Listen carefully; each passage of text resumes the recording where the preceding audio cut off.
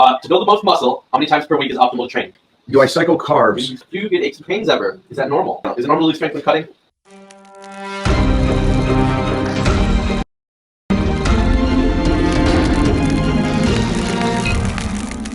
Mike, what time is too late to eat?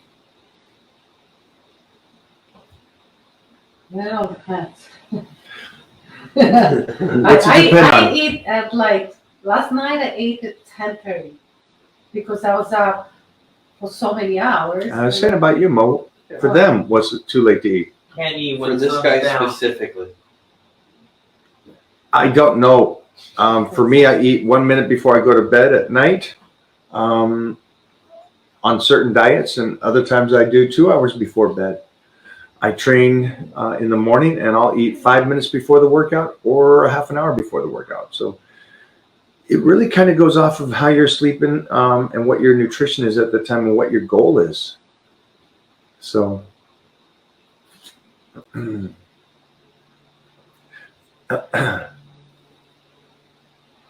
see, like that question could be done better. Yeah. Because you're saying, Mike, what time is too late to eat?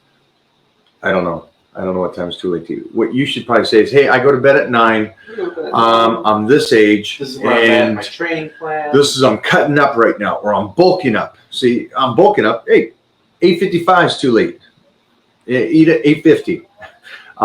Or I'm dieting. Well, maybe try to get them in a couple hours early. Let's see if you keep cutting up with the same nutrition, but just push forward a little bit. Ooh. Let's try that. So that's why these questions, I know that you guys are asking them, and a lot of you are beginners and stuff, but think more about your question. I'm taking the time here to try to help you guys, so let me know. To build the most muscle, how many times per week is optimal to train? And should rest days be spread out or in a row?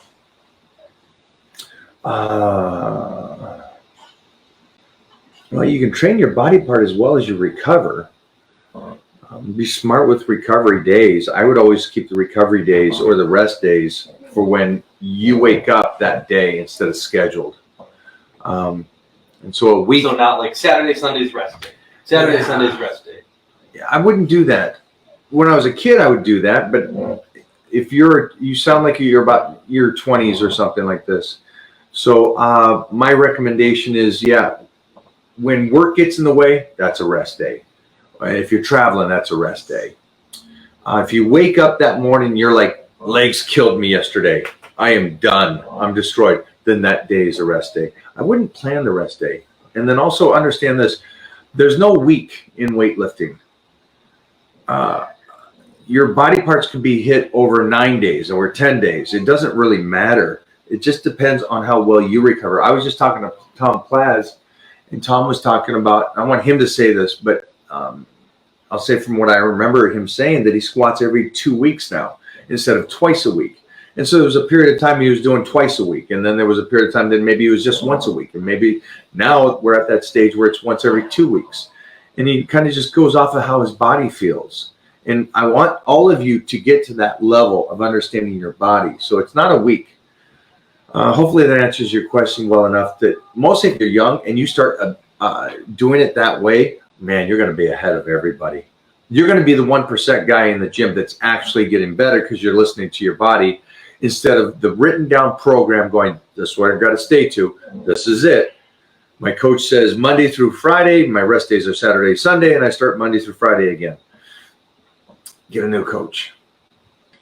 Do I cycle carbs? No, you should only cycle carbs really when you're dieting.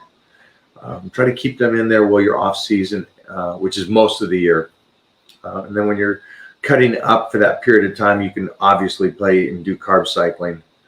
I don't like carb cycling that much until the very, very end. And so I'll probably do it like 4 to 6 weeks out of the entire year.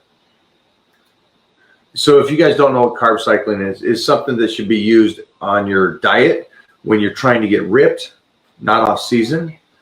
It's just a nice little trick. Do you get aches and pains ever? Is that normal? Everybody does. Yep. Everybody gets aches and pains. Guessing this guy maybe he's new to lifting or whatever, but my elbow hurt for a month and then went away. And I'm getting strong. I was just wondering if this is a normal thing. Yeah, it's a normal thing in life for everybody. Yep. You'll get more aches and pains as you get older. That's why you take the joint support, your collagen, your water is good. That's why you set it up when you're young. So you can keep being like that Wolverine as you get older and just like, wow, it hurt for a month and then went away. Why did you pick the name Vanilla Cream Pie for your protein? Came from a joke. It didn't come from a joke from me. That's not a joke. That ain't no joke. It came from a joke. What joke? What joke? What's the joke? Yeah, what's the joke, Mom? I rather just tell the story with the horse.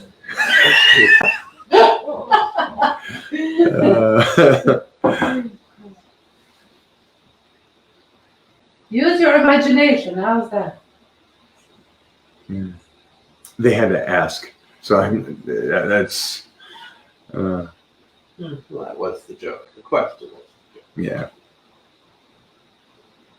How important is it to have a lifting partner? I think it's really important to have a good lifting partner. I've been blessed through the years. I think it's really good. And it doesn't need to be the strongest guy. It doesn't need to be, there has to be something there that holds you accountable and you hold him accountable. And it doesn't need to be a friend either. Yeah. So there's a whole bunch of stuff. But I do think it's very important. And when you get a good one, hold on to it for a while. And then when it gets like no more push and you're still friends, dump it, move on. Oh. You can still be friends, but just when they don't motivate you or push you and stuff, it's like, move on. Bye, Griffin. Griffin's gone. If I want to get into acting like you, what would you advise? Start taking classes right now. Start getting those going, and then start going on casting calls after you get an agent. That's it. Start classes for the first 3-4 months so you feel comfortable with doing your reads, because you'll need to read for your acting for your agent. Is it normal to lose strength when cutting? Yeah, No, everybody doesn't. that one doesn't count. Yeah, I don't lose strength. here you go. There you go. Maybe 6 foot, You 250 pounds, and not a great Yeah. 250. Shall I boost up my strength exercises, then cut, or just cut while trying to maintain and possibly strengthen? Odd question, maybe without the photos. This guy's done. You said it's not a great Seriously. 250. Did he not say that? Correct.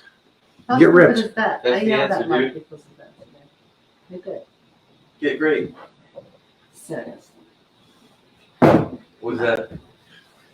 She's mad about that. Yeah, What is yeah. it? Oh, the titties? Yeah. Those are nice titties.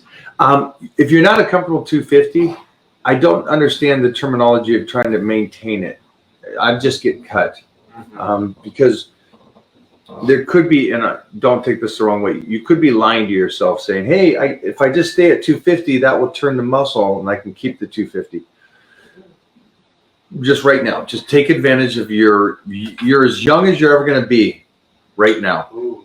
So get ripped, get absolutely beyond completely sliced. Mostly because from the photo, I'm assuming you're much younger than I am, and take advantage of that age to help you get sliced. Get it all the way down there, get the skin healthy, get it around, and then start coming up slowly. That's what I would do. That's full recommendation to anybody that's out there that's fat. Just stop saying this. I want to retain the muscle. You'll put the muscle right back on. Just get ripped.